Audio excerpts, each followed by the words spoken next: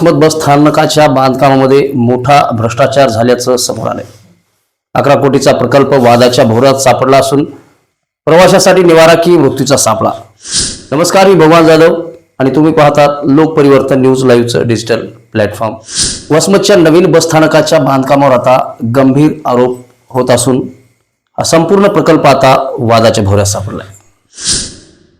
या प्रकल्पाला तब्बल 11 कोटी रुपये खर्चून उभारण्यात येणाऱ्या या इमारतीचे सगळ्या निकृष्ट दर्जाचे काम झाल्याचा आरोप आता सर्व स्तरातून होत आहे। या प्रवासी निवाऱ्याचे बांधकाम लातूर येथील ER कन्स्ट्रक्शन यांना देण्यात आले आहे। कंत्राटदाराने नियमाचे उल्लंघन करून नगरपालिकेची परवानगी न घेताच हे काम सुरू केले। शासनाने नोटीसही बजावली असली तरी अद्याप कोणतीही समाधानकारक उत्तर कंत्राटदाराकडून मिळालेले नाही।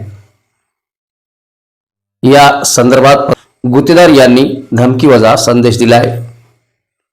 त्यामुळे तर पत्रकार आरोग्य यांनी थेट नांदेड गाठून विशेष पोलीस महानिरीक्षक यांना कारवाई करण्यासाठी पत्र दिले आहे।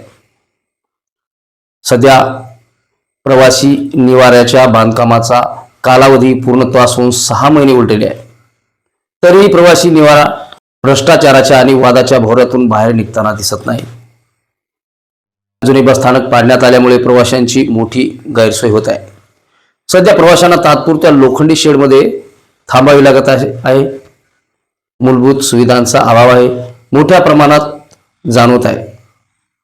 या प्रकरणात सर्वात धक्कादायक बाब म्हणजे नांदेड येथे बांधकाम मंडळाचं डिव्हिजन असताना लातूर बांधकाम मंडळाच्या डिव्हिजनला अधिकार का देण्यात आला, हाही आता एक संशोधनाचा विषय बनला आहे।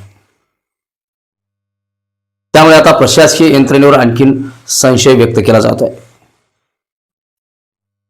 वसमतकरांचा आरोप आहे की कोट्यावधी रुपयांचा चुराडा होत असताना प्रशासन केवळ कागदोपत्रीच घोडी नाचवत आहे, प्रत्यक्षात मात्र कुठलीही कारवाई होताना दिसत नाही। त्यामुळे तर आता वसमतच्या बसस्थानकाच्या नवीन इमारतीचे बांधकाम हे केवळ विकासाचे प्रतीक न राहता गंभीर अनियमितता आणि भ्रष्टाचाराच्या आरोपामुळे संशयाच्या भोवऱ्यात अडकले आहे।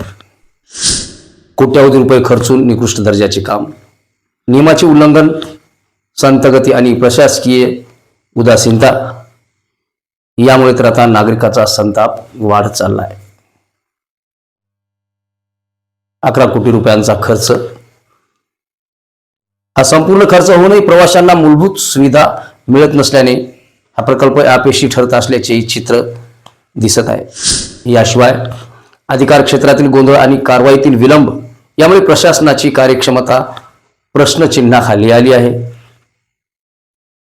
जर तात्काळ आणि कठोर कारवाई झाली नाही तर हा प्रकल्प प्रवाशासाठी धोकादायकही ठरू शकतो, हेही सुद्धा नाकारून चालणार नाही।